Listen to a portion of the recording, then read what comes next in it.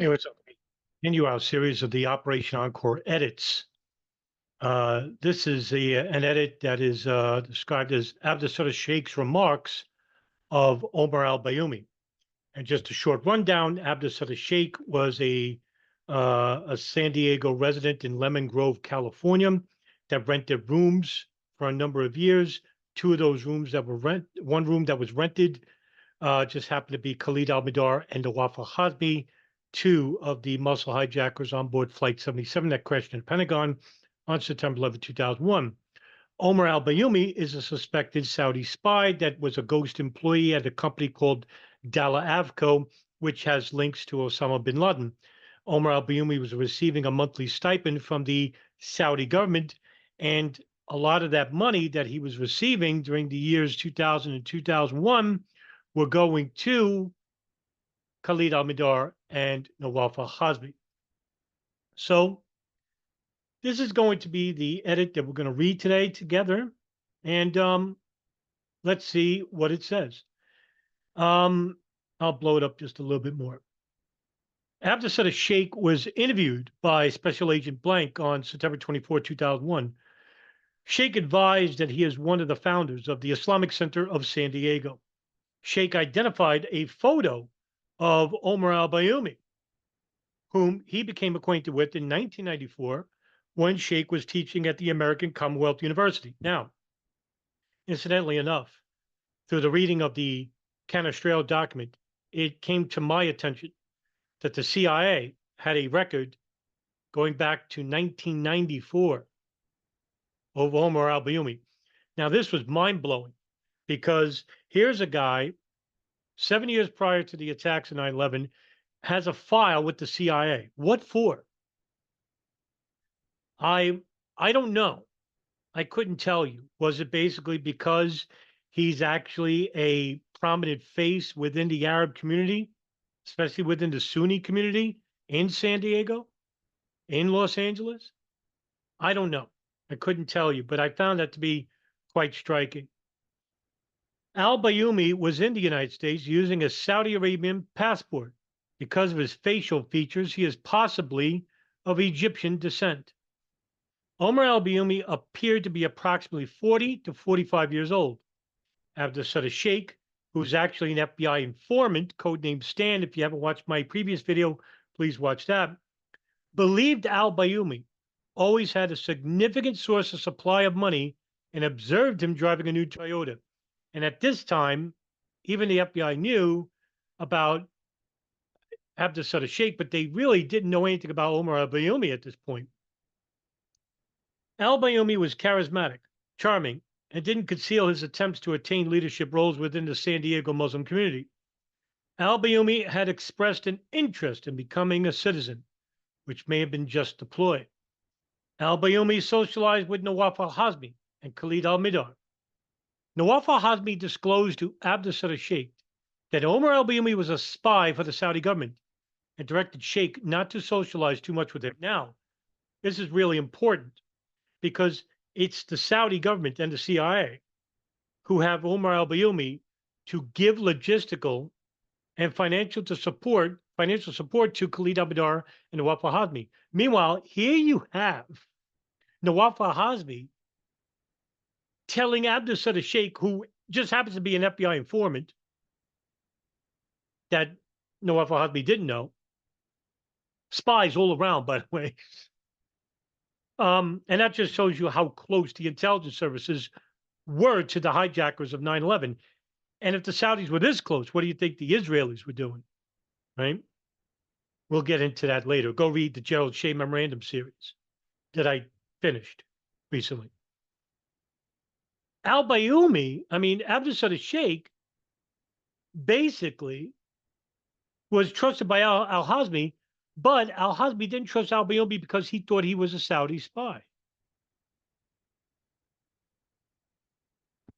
And probably didn't tell Omar al-Bayoumi what the real intentions were, which is the reason why Omar al-Bayoumi became part of the operation that the CIA covertly were running inside the United States illegally with the Saudi government to try and get information about why these two al-Qaeda operatives were here.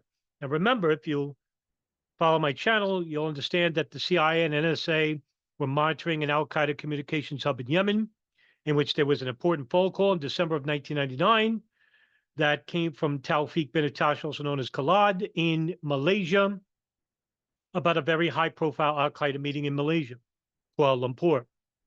Between January 5th and January 8th of 2000 is when the meeting took place. And from there, Khalid al-Mihdhar and Nawaf al-Hazmi, who were invited to this meeting, who were living at the al-Qaeda communications hub, Khalid al-Mihdhar was, because he's married to the owner of the house's daughter.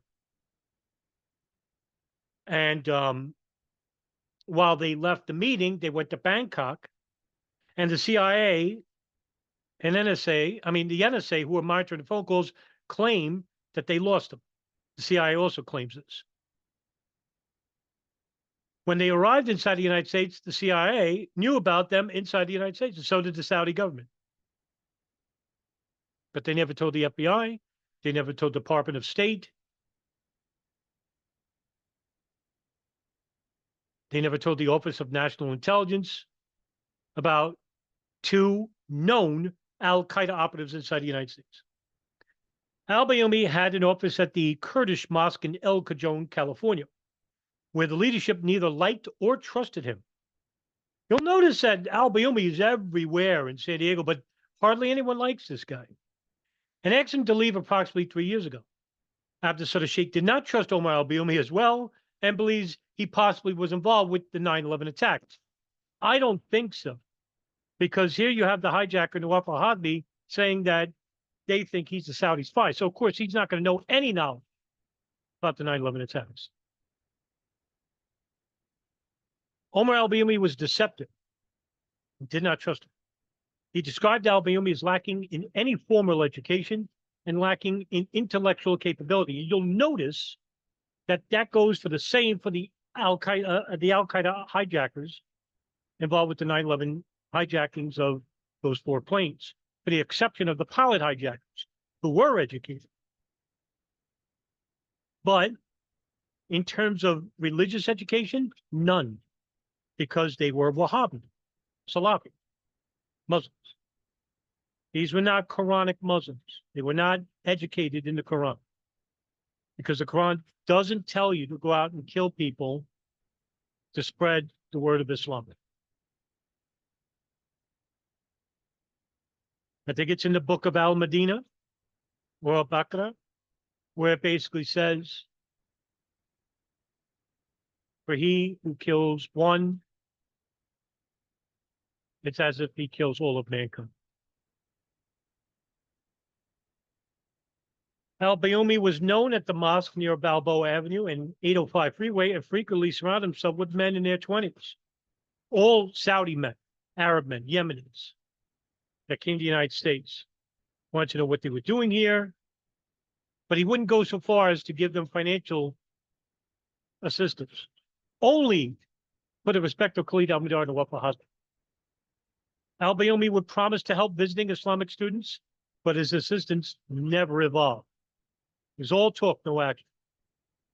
Redaction concluded Al-Bayoumi was asked to leave his position at the Al-Madinah Mosque after irregularities were found in association with his collection and distribution of funds. So there you have it. There's a lot of questions regarding Al-Bayoumi's assistance to Khalid al-Mihdhar and Nawaf al-Hazmi. And there's a lot more questions that I would like to ask, but he is not in the United States anymore. He's actually in Saudi Arabia, in Riyadh. So all attempts to try and interview this guy are probably lost.